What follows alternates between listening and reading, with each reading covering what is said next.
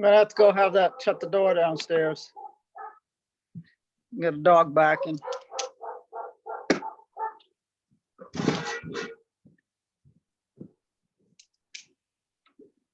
Hannah, quiet.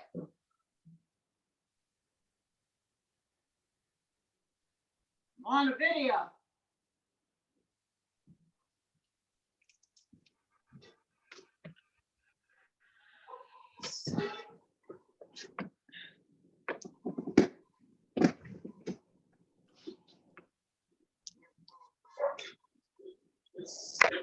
Hugs.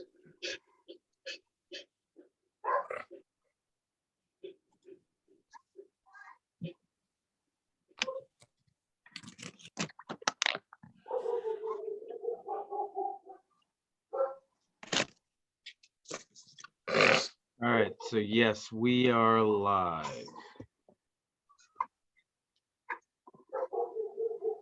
And Brian, I'm going to hide your video unless you have something that you want to say or the board asks you a question. I'm doing that for everyone, so it's just the board and myself.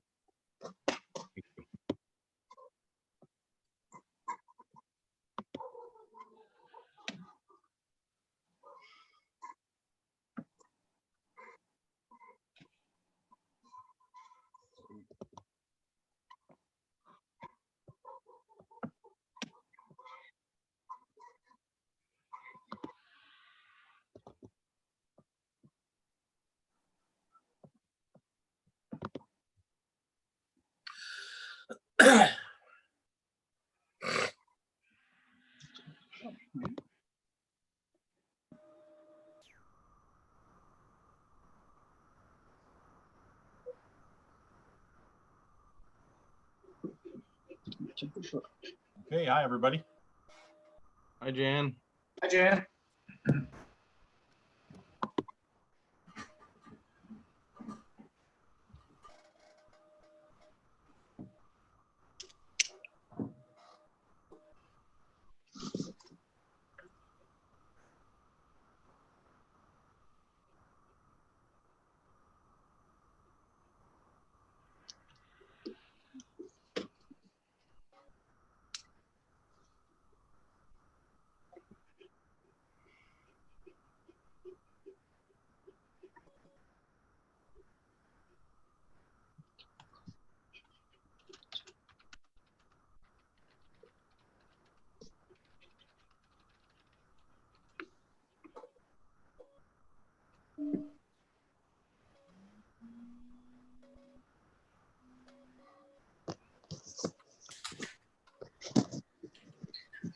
Okay, I'm going to call the select board to order, or the meeting to order. Welcome everybody, all the ships at sea and Mr. and Mrs. America, or Mr. and Mrs. South Thomaston, to our second remote select board meeting. Kind of the logistics, if you're on YouTube, you can lodge a question. I'm going to have Owen be the traffic cop of the ins and outs and control the agenda. The first adjustment to the agenda is that we'd like to hear from Betty, Amy, Brian, and Mo right at the top of the meeting about their activities since our last meeting, issues, actions, requests for assistance, and watch out for us. And then when they're done, if they want to drop off, they can do that, or they can feel free to hang around. I would ask that they hang around for a few minutes after their reports in case there are questions from the audience. And there is a 20-second delay outbound, Owen, and then instantaneous incoming for the audience. Correct. Yep, and I posted on the YouTube, how is everyone doing tonight? And Penny Alley, who was my make sure that people can do comments, did comment and said, I'm with you in spirit, Penny. So comments are good and good to go. And you just let me know which department head you want to hear from first, and I will unmute and allow their video. Okay, so first thing we'll do is normal order here. So we will spend a couple minutes and see if there's any public comment for items that aren't on the agenda.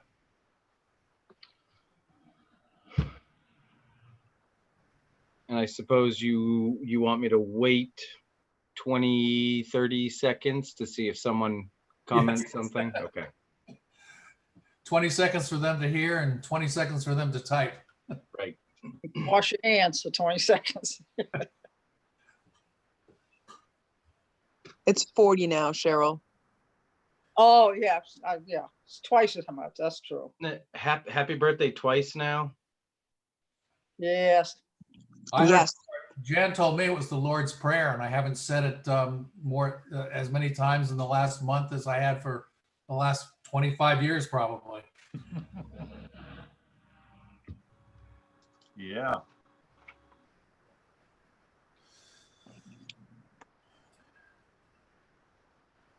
Okay, any incoming, Owen? Not that I see, no. Okay, let's start with Betty.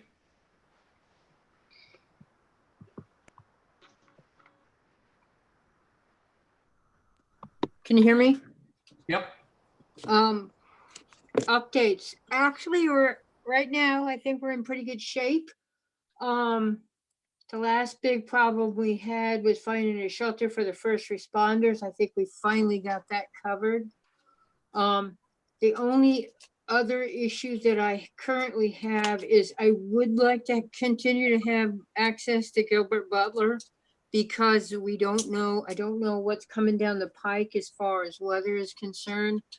And with the 6-foot social distancing, the two shelters that we have, they're too small to allow a 6-foot distancing. So if we could have access to Gilbert Butler for possibly a residential shelter, I would really appreciate that.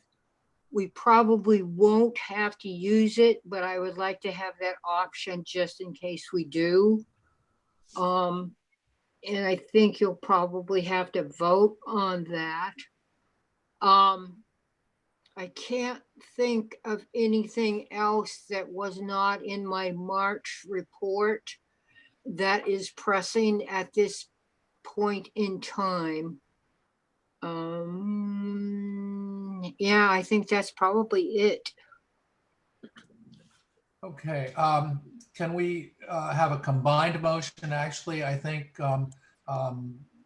to continue the availability of Guilford Butler as a backup, at least, for the first responders. I guess there's a motel up in Rockport that's going to be the first option. Did I get that right?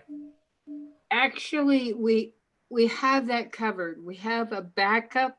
We have a motel in Rockport, but we also have a backup in case that motel gets full for some reason.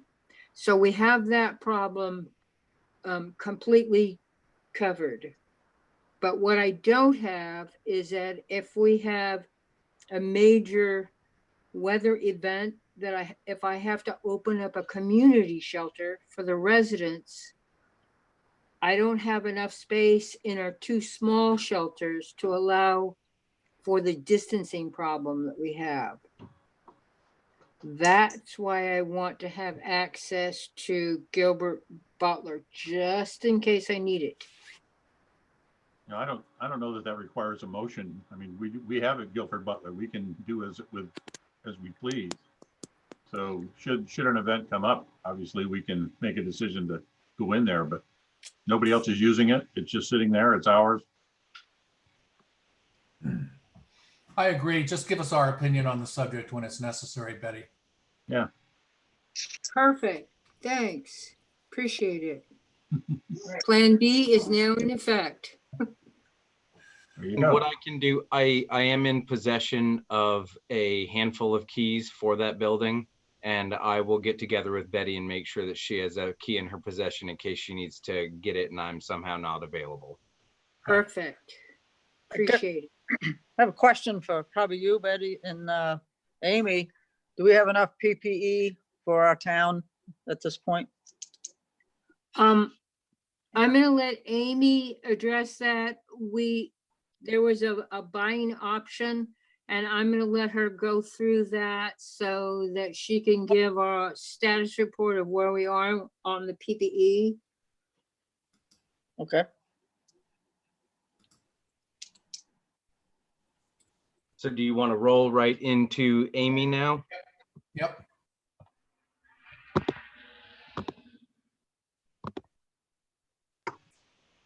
Hi. Hi, I'm Hi. Amy. Hi again. I want to say thank you, Betty, for everything you're doing with all that and helping us get that shelter. I had blocked off my apartment for any EMS, but it's only one place. So having a availability down in this area was great. And all that you're doing with all the updates. So it's been really helpful, and fire department with Brian and David helping out with all our EMS stuff. But to go with PPE, yes, right now we have enough. We did get a buy-in option, and it was we've got a lot coming. KN95s and some shields, which we took and divided with all 3 towns. So we went in with South Thomaston, and St. George and bought 1,000 masks, surgical masks, and 500 KN95s. Right now we are at good PPE at our station. So that's a very good thing. Our fire department was low, so this will help with fire and EMS working together. That will have some on our fire trucks also and available. So it'll make it a little bit more leeway on having extra when we have serious calls and people going in. We have our protocols all up and running with the COVID-19 with presumptive or positive and being fully PPE'd and what we're doing with all the calls. So we've been on Zoom with all EMS and getting that up to date so that we are not all in one place at the same time, but we're all on one page. So that's a good thing. Our crew has gotten the ambulance so that we can get all our PPE from the outside. So it's quick and accessible right there. We have extra radios so that we have contact with everybody that goes inside the house so they can call out. So we're doing really, really well. Our shifts are being covered. Our OIC is being covered by Brian and a lot of the fire department helping him when he's out. So I think that we're doing well. Our call volume is down, which, I mean, that's a good thing, I guess. It's not a bad thing.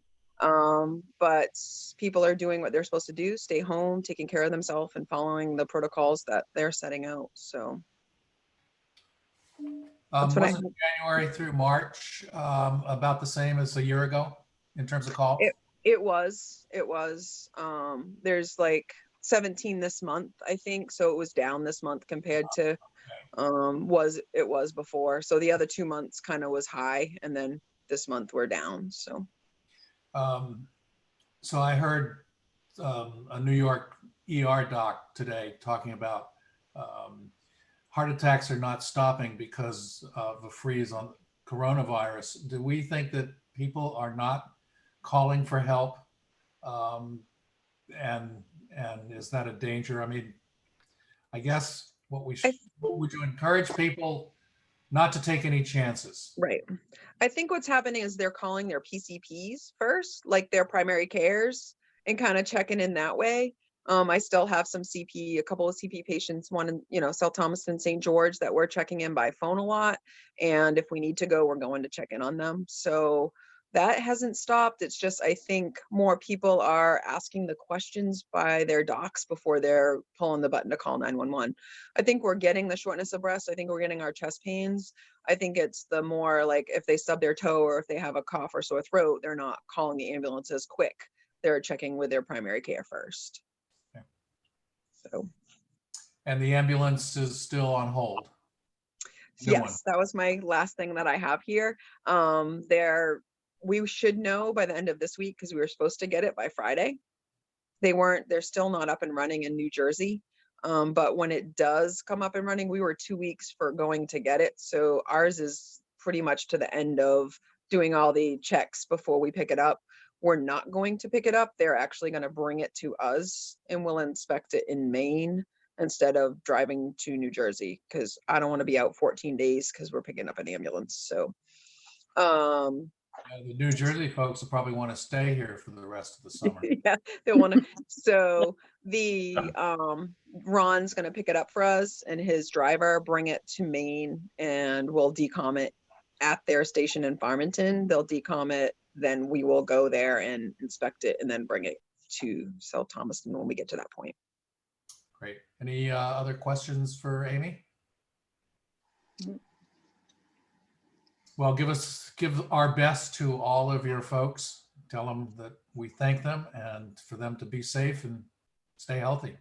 Oh, we pass our congratulations to David and Hannah too for your new qualified Yes. AEMTs.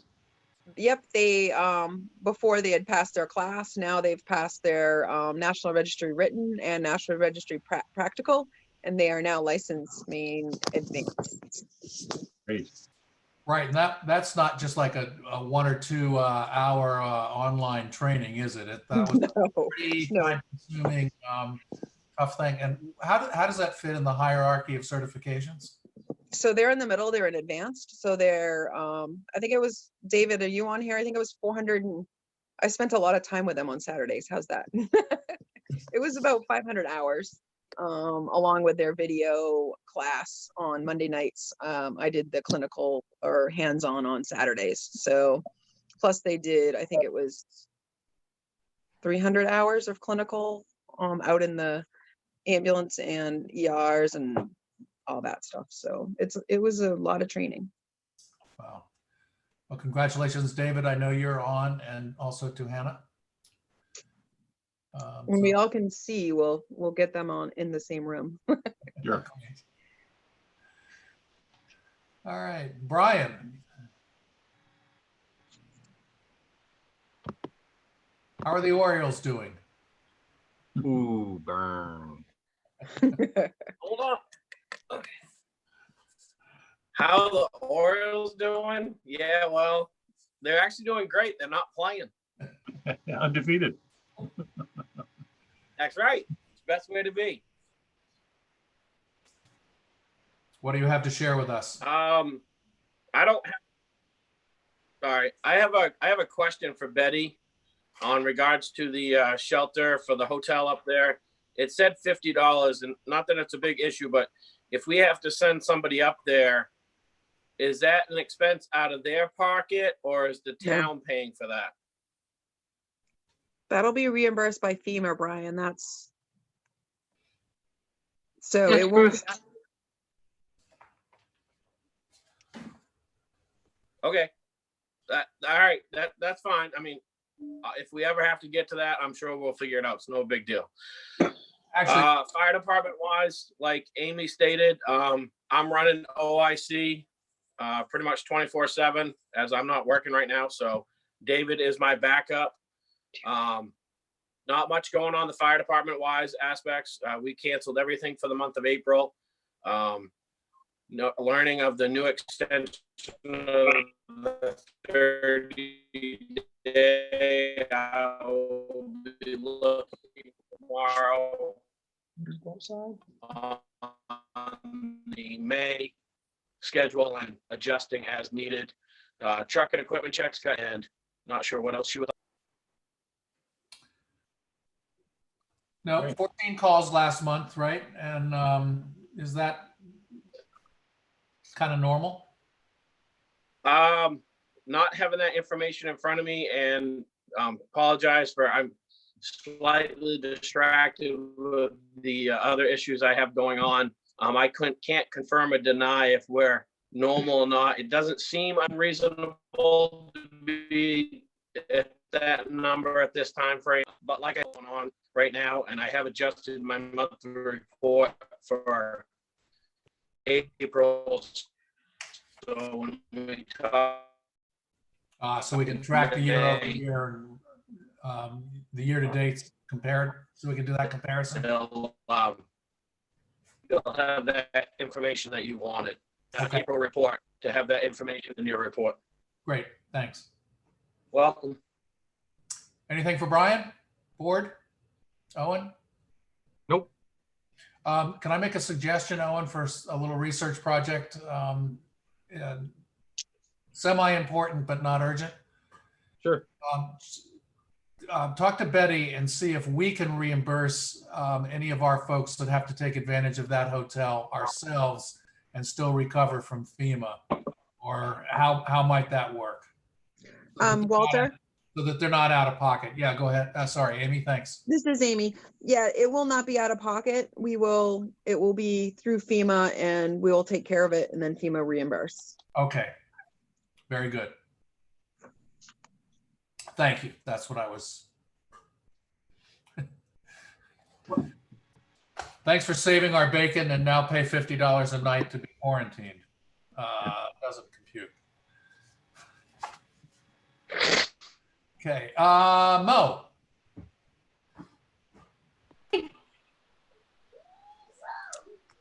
Hi, guys. Hey. There you go.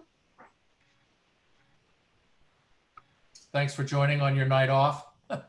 No work. We hear your charges in the background. Yes, yeah. They're watching the Puppy Dog Pals or something. So anything that you need or that we need to hear? No, I've been trying to keep up with all the CDC documentation stuff that's been coming out. Trying to make that our numbers stay as possible. And I've been following up with the local eateries, and they're being very compliant in regards to making sure that takeout and everything is all that's being done, which is good. And then also, I've still been putting out permits for new construction and other small projects of sheds and whatnot. There is only a few complaints going on right now, but they are very difficult to get in contact with. So that's not really it's expected. But I have been following up on a couple of the work sites in general due to complaints and potential non-compliance with ordinances. So working through that. And then I have been in contact with the state in regards to LPI licensing, and got an email documenting that I have a temporary LPI license currently available for the town to use. Right. Yeah, we're gonna take that up in a moment. Mm-hmm. But other than, I'm trying to think of what else has been really going on. Collaborate with Ryan and with North Grace in regards to a complaint that I have Pumpkin Hill Road about agriculture that's being done on a separate property, on like the neighbor's property, and referring them to the sheriff's department and kind of coordinating in regards to that. But other than kind of smaller complaints like that, that's all that's really been going on, thankfully. Great. Thank you. One thing to add very briefly is that I did email with the planning board chair about meeting cancellation. So the planning board, of which Mo would typically be working with, they plan on not having any meetings unless there is business that requires planning board approval. And then we would set up a Zoom meeting. So if something comes across Mo's desk, then she'll just let me know and we'll convene the planning board in the same fashion that we're doing this meeting. But other than that, they're not going to be meeting until the emergency is lifted. Yep.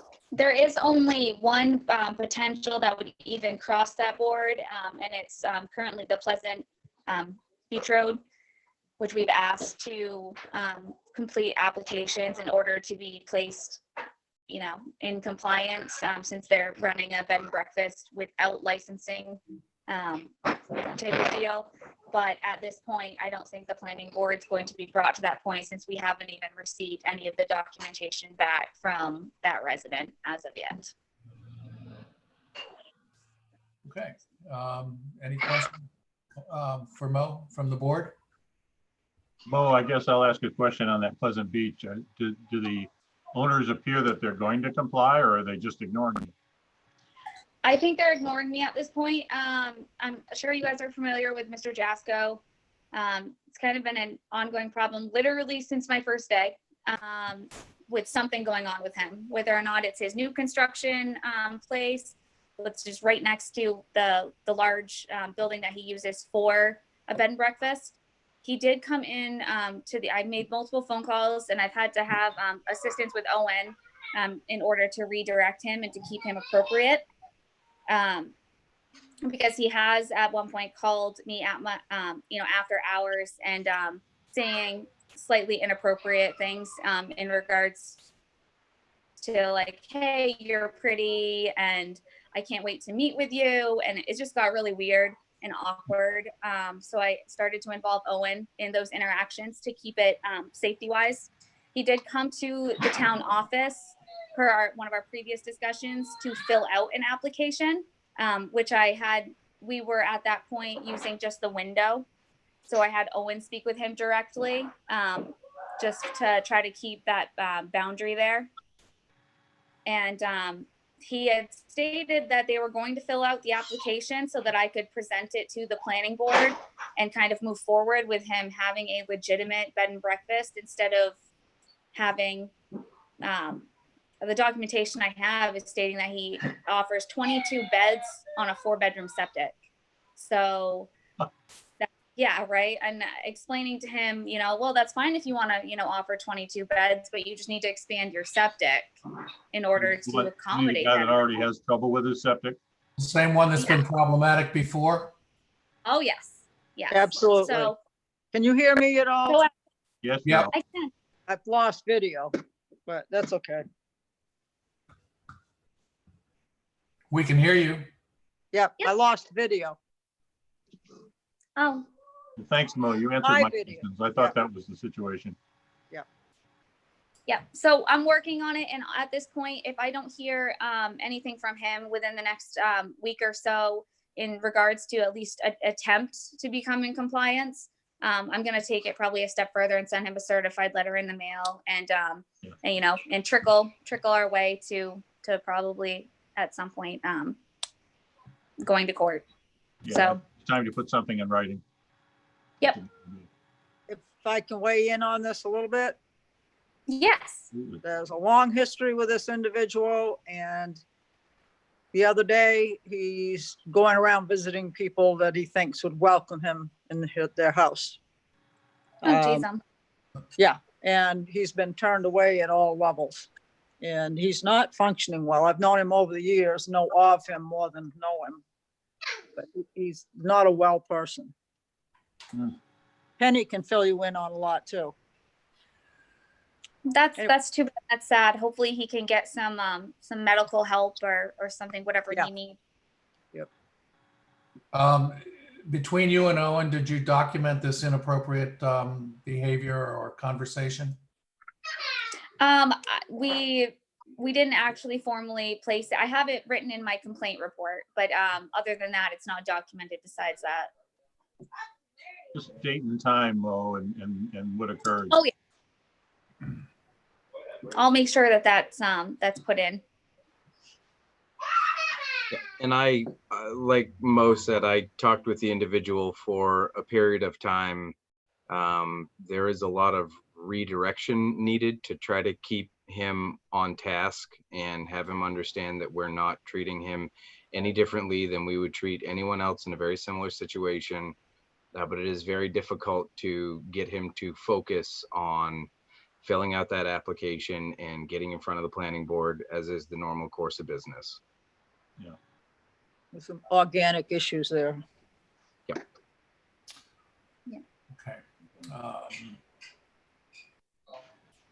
Something for us to follow up on before the next meeting, I think, offline or whatever, executive session kind of thing. For sure. Okay. Anything else, Mo? That's pretty much an update on my end. Okay. What's next, Owen? What is next is the appointment of Mo as the local plumbing inspector and the appointment of Terry Brackett as the alternate plumbing inspector. Are there motions to that effect? So moved. I move that we appoint Mo as the new local plumbing inspector. And we might as well make it the same motion. And Terry Brackett as the alternate plumbing inspector.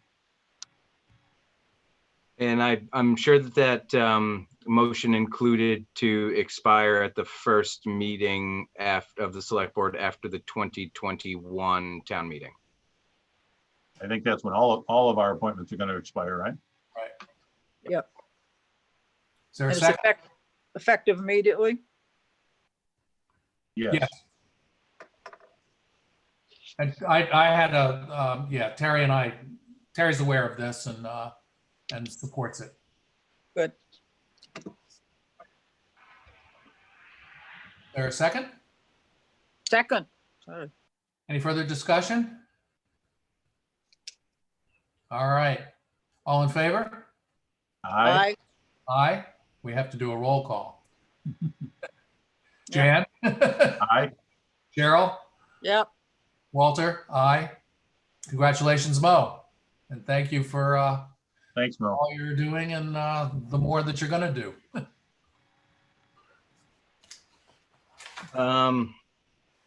Also under the people scorecard portion, like you had mentioned previously, David Elwell and Hannah Flashbart are now licensed advanced EMTs in the state of Maine. We very much appreciate all their hard work, and we'll get them certificates of appreciation in the not too distant future. Great. Thank Great. Going back to the appointments, I would also like to thank Terry Brackett very much for his.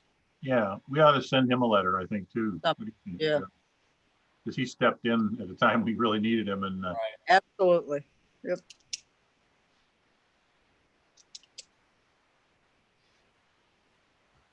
Will do. All right, so moving on to financials.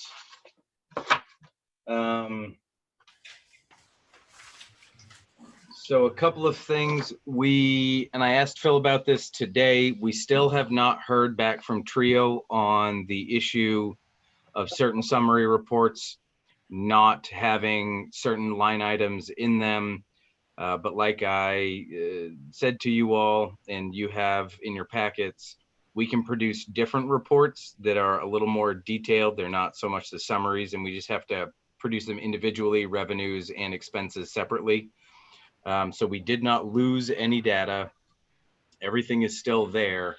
And yes, this is something that is not specific to us, and other towns are facing, maybe not to the same extent we are. We're not entirely sure. But Trio said that they're working on it and they'd be back in touch.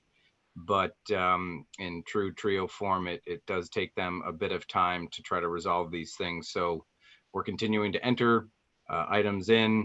Again, it's all there. We just can't produce the same reports that you had seen historically.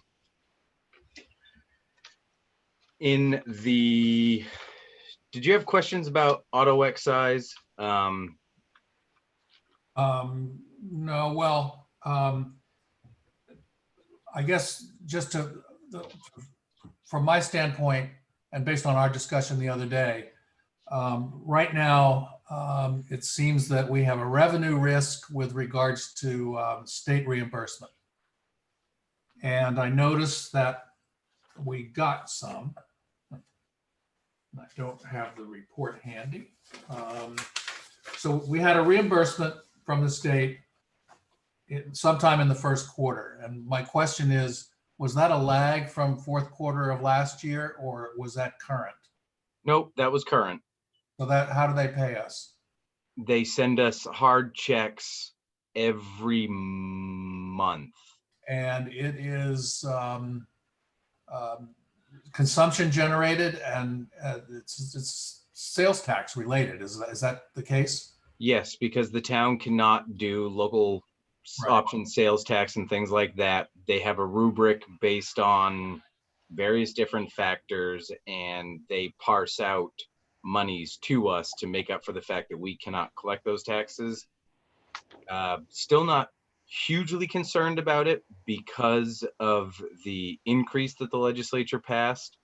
That said, it's probably not going to be the same that we were anticipating because of the lull in economic activity and the lull in expenditures.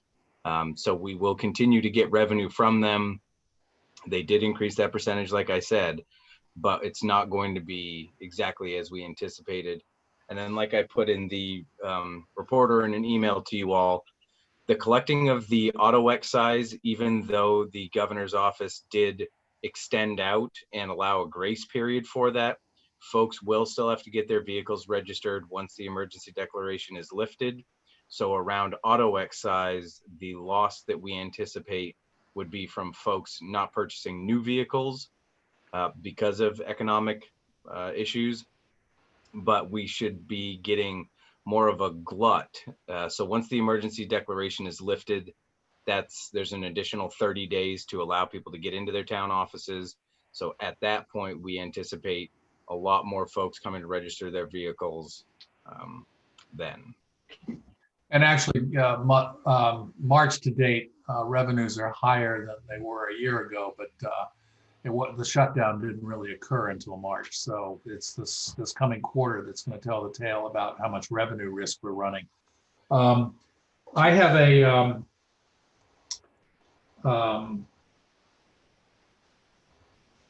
well, I'll wait until we talk about the quote on the burner. Okay. I have a comment about that. Just in general, though, my understanding is the state is allowing us to run at last year's budget. Correct. And the town specifically says that in the first, before the current year's town meeting, we have a spending limit based on last year's budget. Correct. And the reason I bring this up is that both of those preclude any expenditures on the road. Correct. So, And Phil and I had quite the, I'm sorry, go ahead, sir. I'm not sure that's correct. Are we talking, we're not talking line items, are we? We're talking the amount of the budget, the dollar amount. That's also correct. So, I mean, we can still do things like, we can do whatever it is that we want as long as we don't exceed the 2019 budget. Yeah, there you go. The kind of issue, I guess, would be that monies were put into the reserve account and not into operational funding of paving itself. And so it's more the precedent and then the fact that we actually have certain limitations. So monies were put in 2019 for ditching and mowing and culvert replacement to certain degrees, but that was not a do our paving year. And Yeah, so well, you're talking about the budget that has not been passed, right? no, also the 2019 budget. the Okay, 2019 budget, we only budgeted $8,000 for paving. Which is right. more But than that's why I'm talking about line items. You know, I'm not sure we're restricted to $8,000 in paving, for example, this year. I think what we're restricted to is the amount of the budget, the total amount of the budget. You can't exceed that budget, of last year's budget, right? last year's budget. But I think we have flexibility within that dollar amount on where we spend it and how we spend it. And actually, Phil and I had quite the philosophical conversation about what the governor's directive was and what that means for us. I mean, we put money into the paving reserve. So that was money that was put into the budget. We also discussed what actual budget are we tied to? Are we tied to our $1.314 million municipal budget? Are we tied to the total assessment value where we've rolled the school and the county into it? And that part is not overly clear, but as we ran some of the numbers to look at different scenarios, it's all basically the same. If you remove the school expenditures out of it, Excuse me. the numbers of total expenses year to date are very similar. But it's not really, maybe I should review it once again to see, or query MMA on their guidance, but we're thinking it's more around our municipal budget and we're just facilitators. We're a channel through for the county payments and for the school payments, and that the only two non-town generated expenditures that we have in our budget itself is dispatch and then the transfer station assessment. But the school payment and the other county fees not dispatch related are actually completely separate from our budgetary process. Yeah, I mean, our budgetary, it's the operating budget that I think gets governed by a lot of these things. But I think the article in the town meeting refers to budget category. And so we need to be careful because that depends on how you define a budget category. Is a budget category wages and salaries for the fire department, or is a budget category the fire department?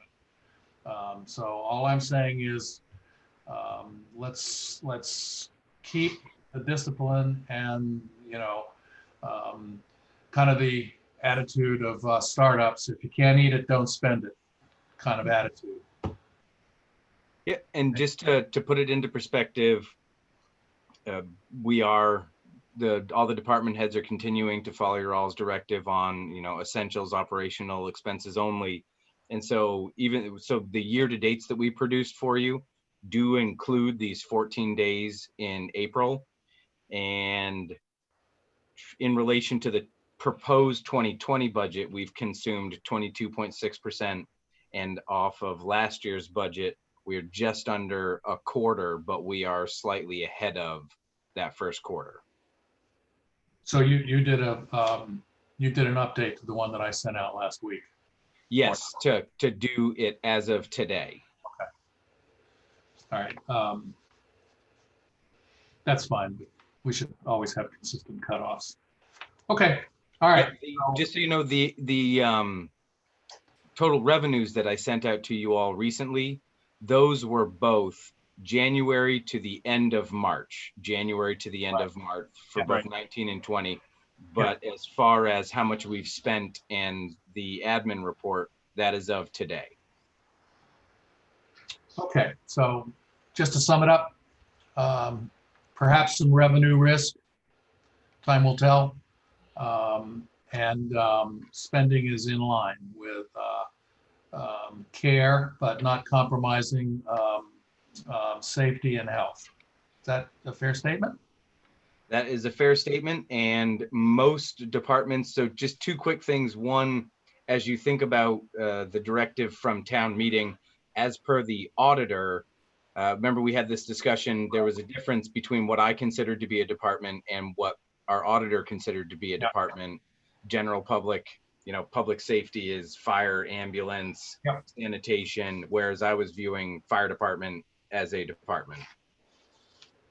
And then the other thing is, if you look at those financials, Public Works does look wildly out of place, consuming 34%. But like I said, that was to pay off the remainder of the snowplow contract, and that we won't have any of those expenditures until November of this year.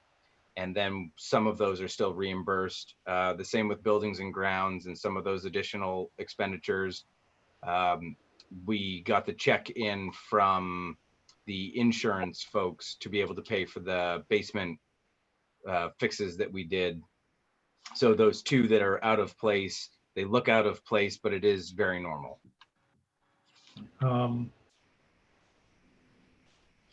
Okay, so we're going to cover the cost estimate for the burner later on. Is that right? Yep. And then the last thing, like I said in the treasurer's report, basically everything that's being requested by either fire department or the ambulance service for sanitation or for improvements for people to use the bathroom facilities, we're expensing all of those under buildings and grounds supplies, unless it's clear that it should go someplace else. And those also will be FEMA reimbursable. So that's primarily why buildings and ground looks slightly out of whack. There are reimbursements that we'll be getting to offset a lot of those costs. Okay, good. All right. Who's next? Any other questions on finances? Nope.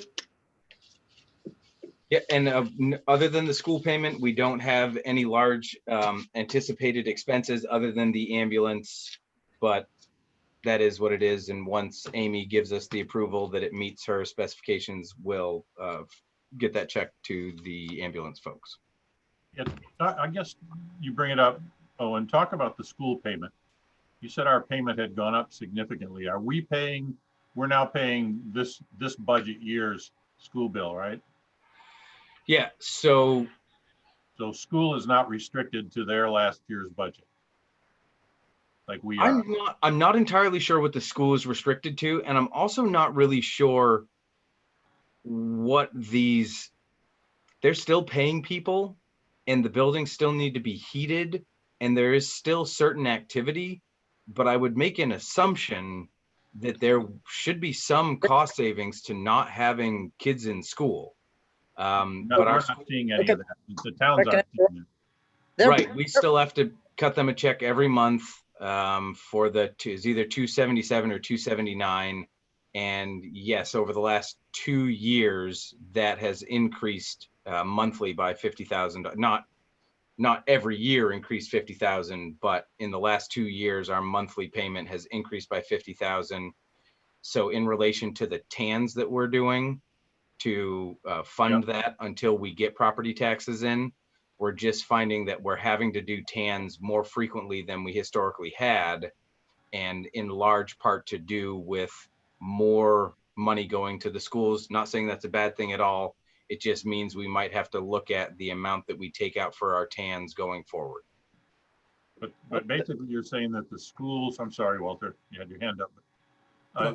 Go ahead. The town school payment taxes is 270,000 a month. Correct. So times 12, that's the bill we pay for schools. Yes. Correct. Okay, But that Nope. started last July 1st. right, because they're on a different, Because they're on a different, Year. so their fiscal year is the current fiscal year. so we've been paying the 270 since last July a month. Yeah, exactly. Yeah, it was a clever thought that I had earlier in the day, and Phil and I during our philosophical conversation said, "Hey, we're tied to 19, so why are we not paying what we paid in that beginning portion of 19?" And we could potentially try to split hairs and say that half of the year was at 250 and the other half of the year was at 270, and so we're going to pay 260 and try to save ourselves a little bit of money. But again, that's splitting hairs. We're going to have to pay it at the end of the day.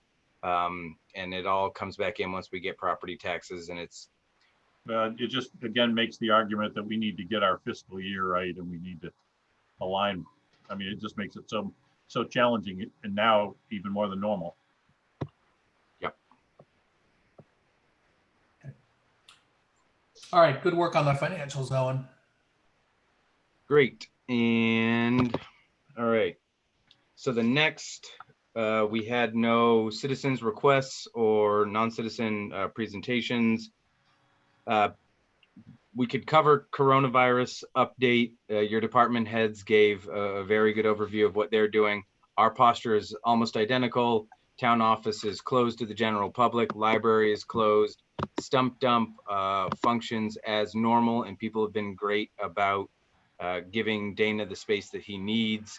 So we're continuing to work with folks through the window only as needed and encouraging people to use our online capabilities. Phone rings a lot. We're still working here, but yeah, nothing has really changed from last meeting. Yeah, Amy says you guys are okay from her standpoint in terms of distancing and sanitation, and you know when to not come into work. So. Yep. For example, we have one employee out right now also with a sore throat like I was about a week and a half ago.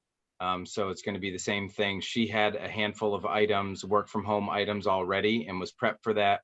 We basically prepped for the 3 full-time employees to have work from home tasks, of which we hold on to until it's necessary to work from home. So we keep that health and wellness and the social distancing, but allow town business to continue moving forward. Good. Amy gave item B under new business. Amy gave the ambulance update and the anticipated delivery date. Discussion and potential approval to use the Guilford Butler building. Betty pretty much covered that in her discussion.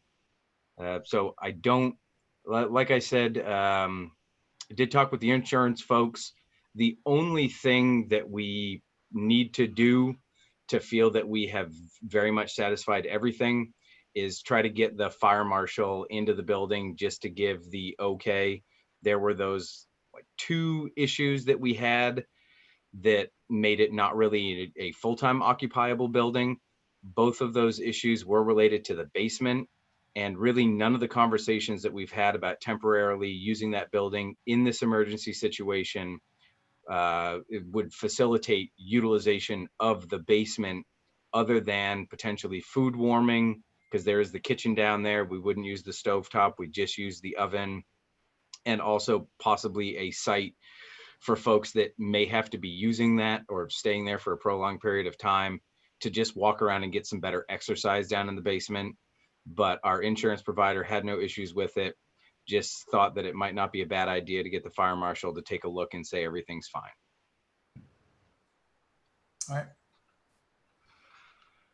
right. Item D, approval to install a tide gauge on Town Pier for the Conservation Commission. I'll bring Wes Pratt, who wants to be one of our Conservation Commission members in. Just really briefly before he comes in, I think I passed along the email. They wanted to put kind of like a measuring stick, a long PVC pipe with 1 foot increments and then smaller increments there after. They were put in touch with some folks that could provide some more sensitive equipment that took additional measurements. And I provided that all to you, that email chain, and then the picture of the device itself. And I'll bring Wes in. We have, Gonna- Yeah, really small. Well, never mind. I was gonna interject. I said, these things are not priority during this situation that we're in. That in my opinion, can these type of things wait a couple of months? Or is this critical to get? We haven't appointed anybody yet for that commission, have we? No, we have not. And Walter and I discussed this, they've passed along their proposed bylaws and a mission statement of sorts, and then a list of members that they would like to have appointed. We asked to hold off until May to do that.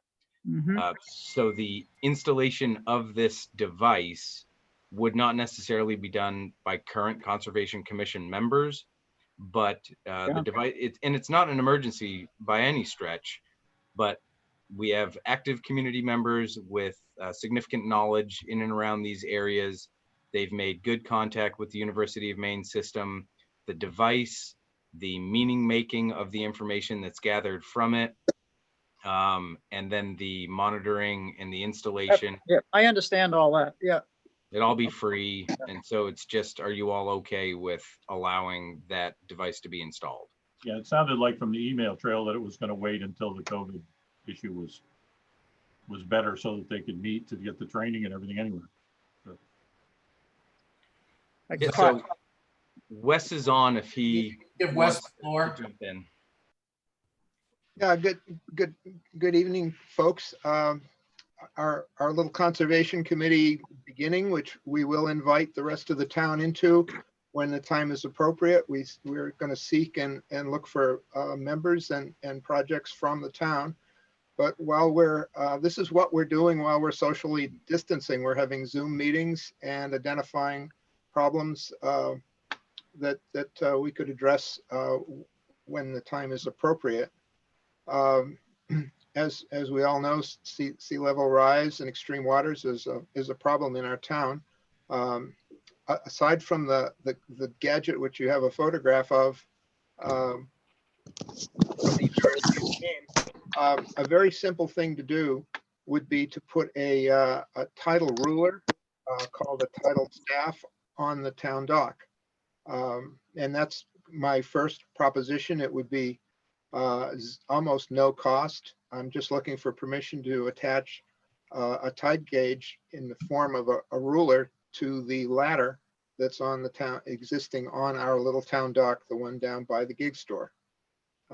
It's that simple. It'll take me a few months to calibrate it. It's not an emergency. It's not critical, but eventually it will be critical. And this is a time when we could start working on this project while we're kind of have not too many other things to do.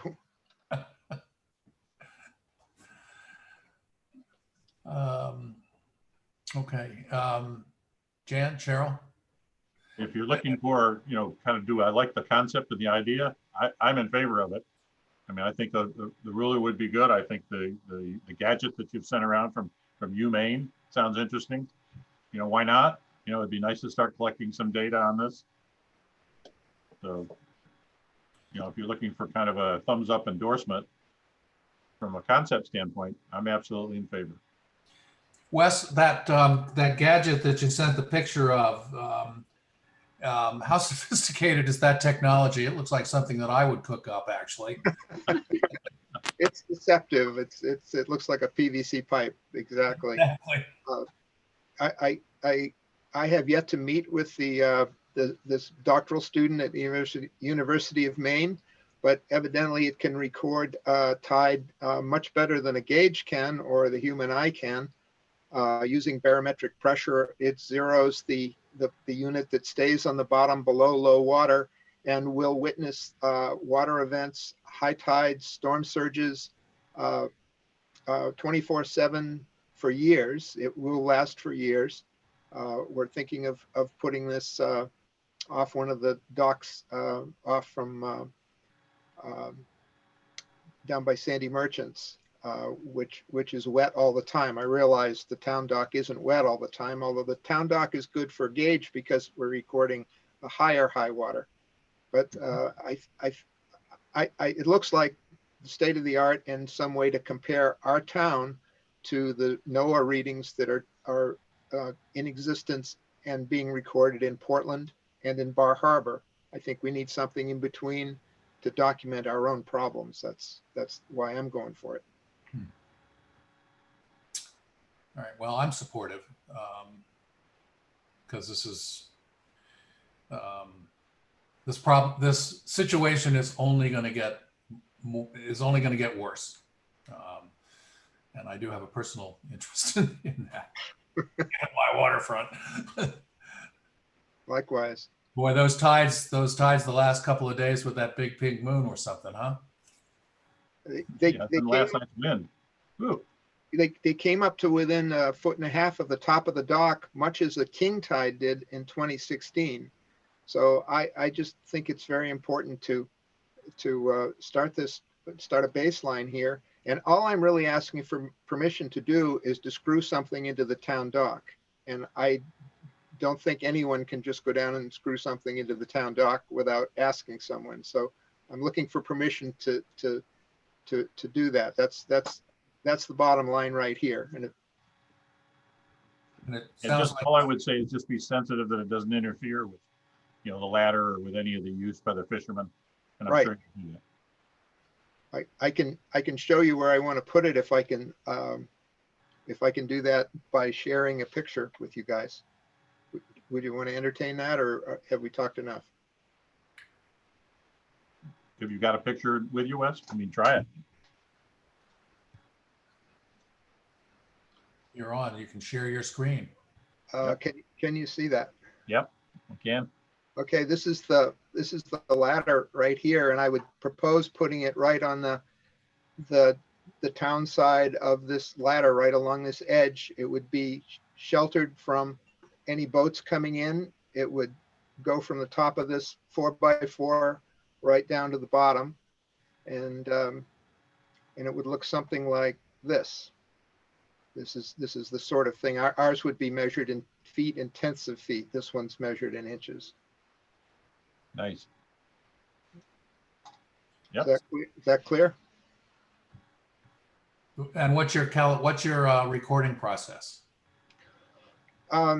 First, I have to establish a baseline, which I'm we're waterfront on the river as well. So I'm doing that on our little dock to get an accurate point of an 11 or 12 foot tide. And then I will eventually transfer that to the town dock once I'm sure that I've got the datum, the base datum correctly. As far as recording it, I think that I live 5 minutes from that dock. When I see the water rising at our house, I would go over there and take a photograph of the high water to document the height of the water, extreme height of the water on a high or storm surge tide, just so we have future record of what's been going on in South Thomaston. Sounds great. So do we in fact need a motion and a vote? Probably good, because we are gonna put something on town property. And Is there such a motion?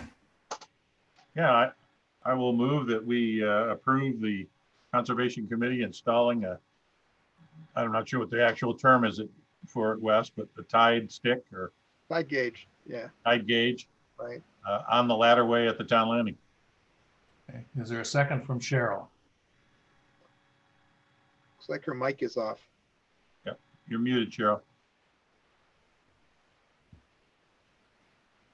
To speak. There we go. Second? Any further discussion? All in favor? Aye, says Walter. Aye, says Dan. Aye, Cheryl. So Cheryl made a good point, I thought, earlier about what matters are appropriate to bring before this board, given the circumstance. And on the one hand, I think we cover in this meeting the priority, emergency related, lockdown related kinds of incidents. But this is an example of trying to conduct some semblance of business as usual, or normal order, or normal business. So I think even though this took up a little bit of everybody's time, go ye forth, Wes, and educate us about our tides. Thank you. Thanks, Wes. Thank you, everyone. Have a good night. And you. Thank you for your work. Okay. What's next, Owen? What is next is discussion and potential approval of flower planting on town-owned property, primarily in and around the town office here. You should have received a write-up from Sandy Retzloff. The kind of architectural renderings or the bird's eye view was a little difficult to read. It was just a little fuzzy. When I looked at it, it seemed a bit more extensive than what I thought we were considering. That said, when you read all of the documentation, it's discussed that this is an incremental project, of which my bigger concern being, if we were to do all of the stuff that was proposed, we are talking about significant expenditures of town funds for this. But if they're talking about private fundraising and volunteer work, then really all the town is looking at is watering and pruning and potentially working with whoever we award the mowing contract with on some additional maintenance of these shrubs and flowers. Yeah, I don't think there's any of that. My conversation with Sandy is she's talking about putting together like a garden club, South Correct. Thompson Garden Yep. Club. Yep. They would maintain those flower beds or those shrubs. We would not have to add that to our mowing contract or anything. They would fertilize them, they would trim them, they would, do whatever needed to be done with them. And she'd do that with volunteer and fundraising. So there's no anticipated town money put forward either. Now they might want to put a sign up that says, sponsored by South Thomaston Garden Club or something like that in the future. But that's her vision for it. Cheryl? I move that we approve the flower planting on behalf of the volunteers to maintain such flower planting. At no cost to the town. Yeah. And I'll They second. pay, they play, they play, they pay, and they take. Jan seconded. I second. Yep. Any further discussion? I'm pretty confident they're going to do a terrific job since I know the players and their talents. If you've ever been to Candy's house, you can see what she can do. All right, it's been moved and seconded. I'm in favor. Jan, Aye. Carol, Aye. motion carries. All right, the next item was the awarding of the mowing contract. We went out to RFP. That was open for a period of time. We got 2 respondents to that. One Wilson Construction and Landscaping, and the other Calderwood Mowing and Plowing. They are for identical annual costs to the town, $12,000 annually. That is $1,000 more than what we were doing at the end of the last 3-year contract that we had. 500. No, it was What it was 10,500 in year 1. It was 11,000 in year 2 and 3, and this is for 12,000. That said, I did put in the mowing contract RFP, the addition of the Guilford Butler School property, which is not insignificant. That's going to be some decent mowing. And I always forget the name of it. I want to say Anderson Cemetery, but I don't think that that's correct. It's the small one off of Westbrook Street, closer to. It's where Hargilus is. Argilus. Yep. Yeah, it's Williams. Yeah. Thank you. And then put some additional language about the tennis and basketball courts and taking extra care to keep those alders down so that we can prolong the life of the chain link fence. So either of the 2, I think would be good options for the town. The only difference that I noted between the 2 of them are 2 things. One, Wilson has been the one that has been doing it for us, and they have some more robust workforce. I think we can, have we all read these? Yes. Have you? What I noticed is there's no growth in the contract. It's a flat price for the next 3 years. Correct. Okay And with that. there's nothing there that talks about them having insurance, but I think Wilson's would have insurance with a deeper bench. And I'm going to make a motion to accept the Wilson contract, whatever they call Wilson. I'll make a motion and we can have discussion.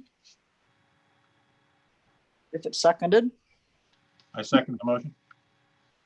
Is there any discussion? I'm going to recuse myself from voting, even though I don't have to technically, because Travis works on my property. Exactly. I saw that. So my reasoning was a deeper bench and the experience of having done it over the years, and is very knowledgeable of what he's dealing with. And it's done a good job. That's what I was going to ask. Have we been happy with his performance over the last 3 years? Once or We twice have- they had to be reminded, but other than that, they were good. And they took care of whatever it was. I mean, Penny, as the cemetery director, is probably the biggest user of the service. Yeah. Penny only brought one thing. She thought that there might have been some bumping of stones. I've done a fair amount of cemetery work before I got this job. So I actually went to that specific cemetery and walked around, and any of the markings that I saw were dull in nature, meaning they were not generated recently. It's very difficult to go and walk through a cemetery and not see mowing rubs on some of the base of the stones. But from my observations, they aren't doing a poor job. That was the only complaint that Penny had brought up. She and I talked about it. We've had, like Cheryl said, every once in a while, if it's a little wet out, they might hold and try to wait for a drier weather window, which is very appropriate. But, hey, when are you all going to get around to it? And they'd say, yep, we're just waiting for it to dry out a little bit.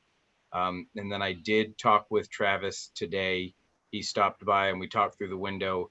he very much wants to start cleaning out the cemeteries now. He has some people that have been asking about getting started on cleaning out the branches and debris from the cemeteries. I said, you got to wait until after we're done tonight until we know who we're awarding the contract to.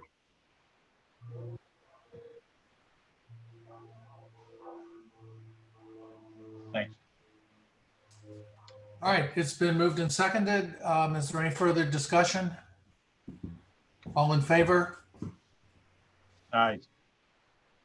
Aye. The motion carries. 2-0 with a recusal or an abstention.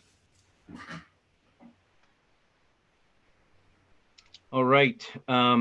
Item G is the annual renewal of the interstate septic waste disposal facility agreement. We do this every year. Pretty normal course of business. The bigger thing, I think, is just voting on a designee for, hi, Barbara. Voting on a designee to come and sign it. It's been working well with Walter and I, emailing items back and forth. But however the board wants to dispose of that. If you all don't do this, then it increases everyone's costs every time they get their septic pumped out. Is this the same price as previous years, or did this go up? Nope, same price. Same. Okay. I move we renew the contract and have the chair sign on behalf of the board. Second. Is there any discussion? By the way, Owen, thanks for identifying these items as to what action is necessary. That's going to help us smooth our meetings out, I think. Yeah. No problem at all. So it's been moved and seconded. All in favor? Walter's in favor. Aye. Jan, aye. Cheryl, aye. Motion carries.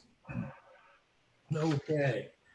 Under correspondence, the big thing to note on this is these are cost estimates. Mr. Hardula is not, committing to these. He provided them based on our discussions, very much for informational purposes, for us to try to figure out how it is that we want to move forward on this. And if I was smarter than I am, I would have the current balance in that building reserve, and I would be going off of memory if I pulled that up. $27,367. Thank you, Mr. Chair. So short of the estimate amount, sense of urgency and need. So we had it like front loaded as winter kicked off. We were having Jerry have to come much more frequently. The zones were all funny.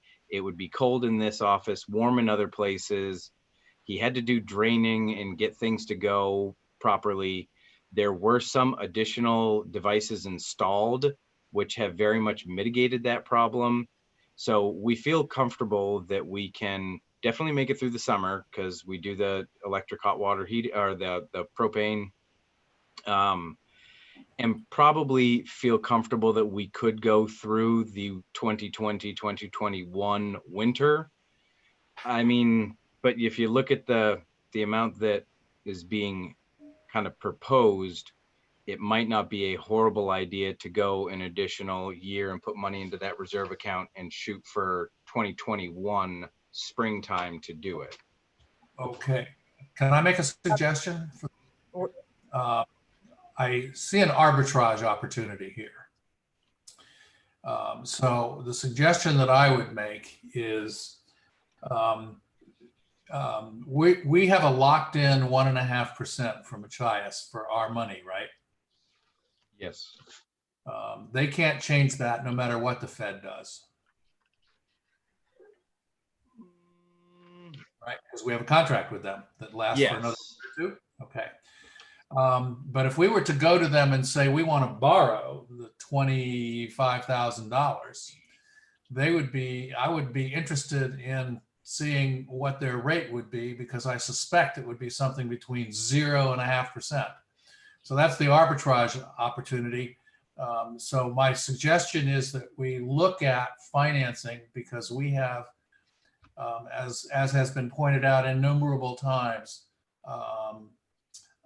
very low debt limit and a very high ceiling on what we can borrow. So we are not highly leveraged. And typically, I don't like to be leveraged, but again, if we were to use surplus for this, we'd be giving up that 0.5%, 1.5%. Whereas if we borrow the money, we're going to pay a point less probably. So let's investigate that. And maybe not just with Machias, with another bank or two. Because what I'm concerned about is a failure that occurs sooner than we're anticipating. And then we'd have to go bail ourselves out. So, and when we have to bail ourselves out, we're going to be giving up, we're going to be using surplus and giving up that 1.5. Yep. So does that make sense? That makes absolute sense. And if I had to guesstimate, but I'll bring you some better numbers in May, it's going to look very, if we went with Machias, it's going to look very similar to the streetlights. And what is that? I was actually just I couldn't remember if it was 2 or 2.5%. But that was before everything caved. Correct. So that was given right before things caved, and it was already some very favorable rates. And then, yes, things have continued to go downwards. I would like to see a couple more estimates. I can tell you that. My first impression of this was that it was eye-wateringly expensive. Yeah. You know, our town office isn't much bigger than a large house. And I'm a little surprised that a boiler to heat that place. You know, and you wouldn't heat that, you know, as warm as you heat a house probably. No, one thing, because I brought the A lot of same, money. I brought the same thing up to Jerry, and one thing that he said was because of his relationship with the town and understanding of what it is that we do here, this is basically an estimate for a very high quality system of which we believe would last for a long time and would really satisfy our needs. It's a transition to propane, which is a smart thing for us to be doing, but there are some additional costs with that as well. But yes, it was higher than I thought was going to come back, but it's from what I'm being told, and I have no clue, but it's a very high quality system of which he's discussing. I like to think outside the box for a moment. Can you hear? Yep. How about contacting a place like Revision and look at heat pumps for the town? For that price, you could probably get 2 or 3 of them in different spaces. Just a thought. Yeah. Yeah. It's a whole different approach. You know what they are. Yep. So But for that kind of money, how about geothermal? How about solar? I mean, you know, we got, well, your heat pump will give you both air cooling and heating. right? I don't know. I'm not in that business, but I know that it's a trade over, and that obviously they're electric and they would work. Hopefully, and that's the other thing. They come down and that's their. I know the Revision is one of the many companies, but they can. I'm not just promoting. I haven't met with them, but they can analyze. It doesn't cost anything to have them come and analyze the whole place. Yeah. I will definitely gather some of that information and get you all better information come next meeting. And it was for that 38,000 for the street lights. I'm sorry, 33,000. It was 2.75 at 5 years and 2.85 at 6 years. All right. So that probably doesn't, their rate probably hasn't caved below that 1.5% that we get at this point. So, but no harm in trying. But I actually like the let's look at different estimates, and I really like the geothermal or the heat pump idea just to kick the tires on. Yeah. And there's, I call them kickbacks, you know, for energy savings and all that stuff. The town might be like a homeowner. You can get money back for doing these conservation things. Well, I think we probably all read in MMA's magazine where towns are putting in solar fields. You know, our town, you know, we got a lot of property sitting back there. Tennis court would be a good, I forget. Whole what nother we- issue, but- What's my that, bad. Cheryl? Never mind. Tennis court. I was being facetious. Well, I mean, we've got land that the town owns. You know, at a minimum, I would think we could put a system in that would provide our own energy for the town office and the town building. You know, rather than Interesting. More than that. And my understanding is that most of these companies come in and they do it. And you pay so much, you know, a year, and then at the end of a fixed period, you own it. I know the airport right now at Owl's Head is looking at a similar energy deal, you know, with a company that would come in and put in a solar field and provide all of the electricity, not just for the airport, but for probably a chunk of Owl's Head and everything else. Because they're talking No, about. Keep on. Yeah, and this is something that I've been exploring a little bit. I guess I just didn't realize how supportive you all might be of it. Just a couple of quick things. I will query some other folks that I've been discussing this with, and you could actually probably fit all the solar that the town would need to fund its electrical consumption between our various buildings right in that field that we bush hog next to the fire pond here, right on the town property, right close to the road, and not even have to go further back. The only question is, do we have the electrical line capabilities to dump that power on? You do need 3-phase power to be able to do that. I don't know what's running here in front of the town office. But I've No, also heard that there might be a company in Belfast that's allowing municipalities to buy in. So I'll bring some additional information to you all next month. this town doesn't have 3-phase. I didn't think so. I think the closest is the airport. That's not our town. Right. The airport has it because they're going to be able to dump back in. Yep. Okay, good discussion. Thank you, Cheryl, for stimulating it. I'm just sitting here. By Make the it quick, way, cause trouble.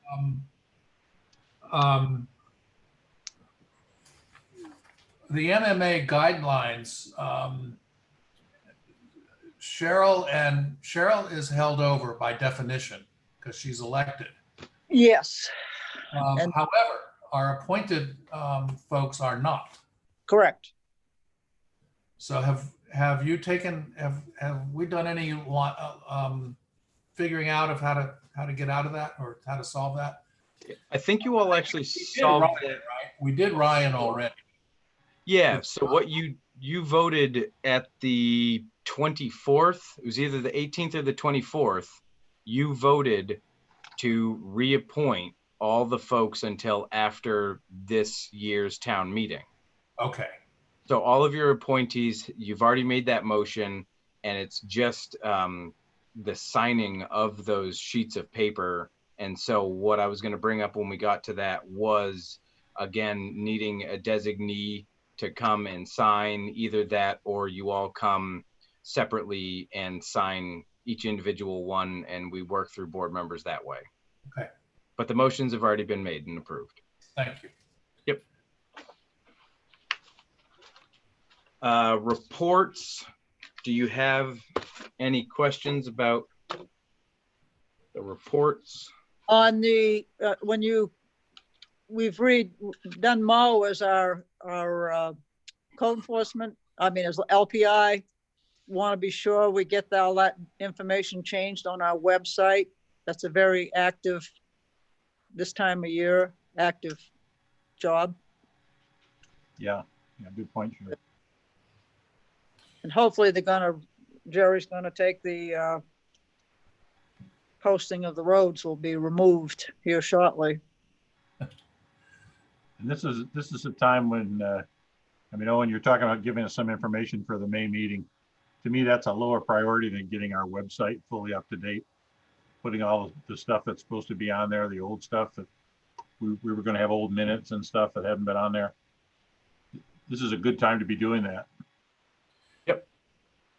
Yeah, I sent you a mail earlier, Owen, about the, I think the wrong marijuana ordinance is on the website under ordinances. It's the temporary moratorium, and we made a permanent ban. And we're confronted with one violation that she's looking at, and I know there's another one. We want to restate that retail and cultivation for sale and social clubs are go to Rockland if you want to engage in those things. Yep, and we will do updates, and the state is still in a holding pattern as far as their issuing. So, I mean, the town, we took that action. However, the state still isn't even at a place to where they're giving licenses yet for the recreational aspect of it.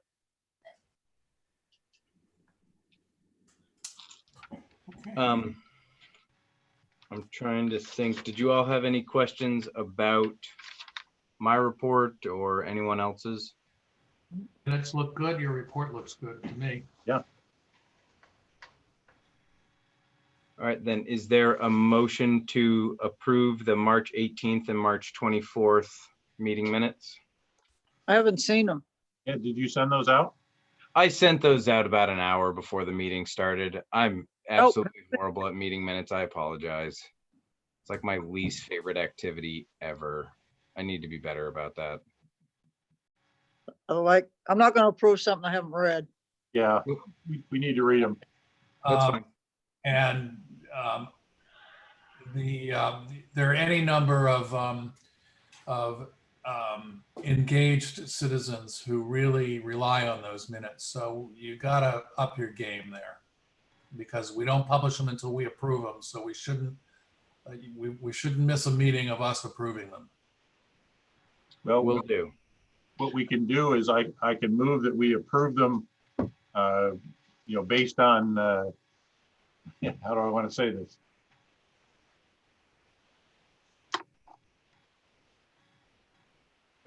Without objection, after a 24-hour review period. Yeah, that would work. I was going to say something.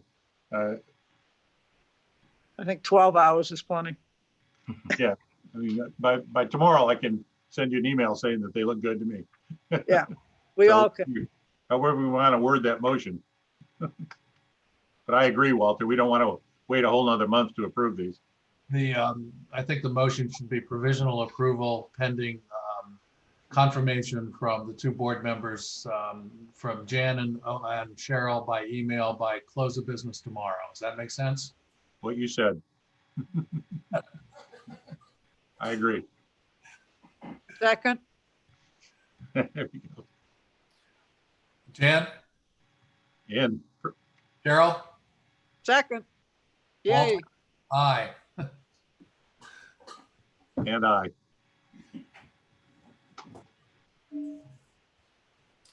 Who would like to authorize the treasurer's warrants? Who's going to be in the office?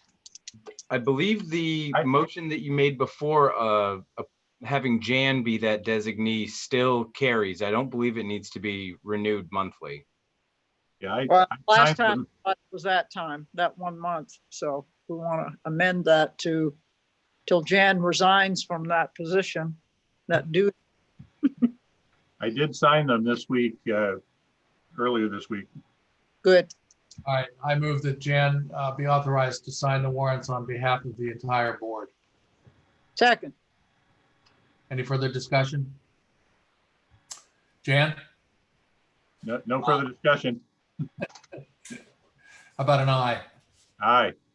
Cheryl? Aye. Walter? Aye. Guess I should recuse myself. And I signed the DM&J contract and sent you the scanned copy, Owen. Yes, thank you. And maybe I write in the minutes that that was approval for Jan to sign the warrants until the emergency declaration has been lifted. So we meet in person. Yeah. Okay. But when that happens, Cheryl will not be joining us. That sounds like Hopalong Castle, isn't it? Happy trails until we meet Happy again. trails. Speaking of which, annual meeting, I'm wondering if there's, it would be feasible to attempt to have an annual meeting before Memorial Day, the week before in May. Worst case scenario is we'd have to not have it if things got really bad, but it seems like we should be able to have that meeting. And if we have, I'm sure the school's not gonna let us use anything. So let's shoot for using our own building and fire station and handing out masks and gloves or hand sanitizers or whatever, and have them sit apart and conduct an annual meeting. That's my thought. And then have the ordinance, public hearing for the 2 ordinances can be done sometime before that. We'd have to wait until the governor changes her, She's the 15th so far. the 15th. Right, she extended it to the 15th today. Right. I think, I'm just trying to get one set so we can plan on it and everything. And if it gets lifted, we can go ahead with it and still have precautions. Just as you all think about this, virtually everything has been prepped other than those public hearings, of which we can actually do in the same fashion that we're doing right now. Camden did the same thing, to where they allowed a grace period of time for folks to, through YouTube, offer comments. So we can get those public hearings taken care of. The only thing that we're really tied to at this point, and I'll confirm this, but is the 7-day posting. So everything needs to be posted 7 days prior, but we've taken care of the bulk of everything else. So we do have some ability to be nimble. That said, that kind of catches people off guard if we don't signal far in advance when we're going to be planning to do this. And then it's our efforts to really get out to the general public that this is when town meeting date is. When you get 5 people in one place to read the posting, who's reading postings these days in any market? Post office is one at a time. It's going to be on the website, majority and word of mouth. I mean, they're posted, so it's legal, but I'm just saying people seeing them. Have the annual report gone out? I think May is too soon. When I think when you look at Knox County, we have like 11 cases, 12. 12 active. Well, who knows? They've been 12 for 6 weeks Yeah, exactly. and up to 12. Why are we so lucky? Because they haven't been testing. I don't know. So My gut tells me that May is too soon too. I wish it wasn't, but and to be candid, we've waited this long. I almost like the thought that you brought up earlier, Walter, of waiting until some of the summer residents are here. I mean, I know that a lot of them don't get to vote here. In but quarantine, get the quarantine over with. Yeah,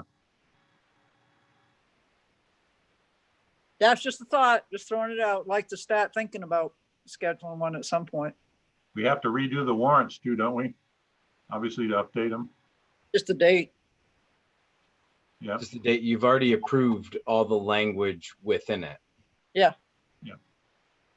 I mean, there might be some slight cleanup work here and there, but again, it's going to be primarily date based. Have the annual reports been mailed out? We have all of those labeled, and other than the fact that it was raining today and we didn't necessarily want to bring all of them into the town office in the rain, we'll be mailing those out likely tomorrow. Post office, okay. Yeah, that was another work from home task. So they're contaminated, okay. Oh, no, no, in a clean, sterile, recently individuals being tested. Phil's wife she works at the hospital, and she was recently tested and found clear. Okay, Unless the dogs got it. well, Yeah, that's fine. I'm not sure where it was raining today, but yeah, that was yesterday. maybe Was that yesterday. yesterday? Yeah, it was yesterday. I Wasn't know, raining here. Ryan. That's okay. It was a narrow rain ban. Next meeting's in May. We're in April.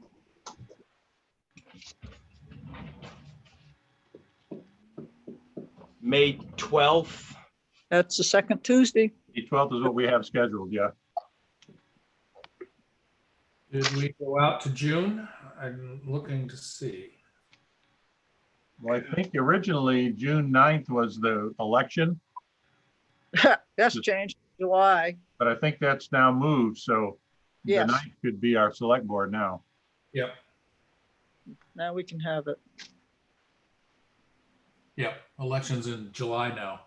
So June 9th. Okay. Will we adjourn? Is there a motion to do so? Just did. I second. All right, it's been moved and seconded. Roll call, Jan, Jan, I. Cheryl, Aye. Walter, aye. All right, be safe and well, everyone, and everybody on YouTube as well. Thank you so much. Are there any comments or questions, Owen? The Merle Rockwell just simply put that she was also listening in. So there was my original comment, Penny's comment, and Merle saying that she was listening in. And we've had roughly 7 viewers through the entire, it went down to 6 at one point and now is back up to 7. Oh, okay. Good. I thought this was happy hour. I got the wrong Zoom. Tell you, I'd like to get this thing over with so I can get a haircut. I'll Yeah, join. In a couple weeks, I'm going to look exactly like I did at my college graduation 50 years ago next month. All right, folks, be well. Thank you. Good night. Thanks, everyone. Thank you all. Good night. Thanks, Good night. Owen.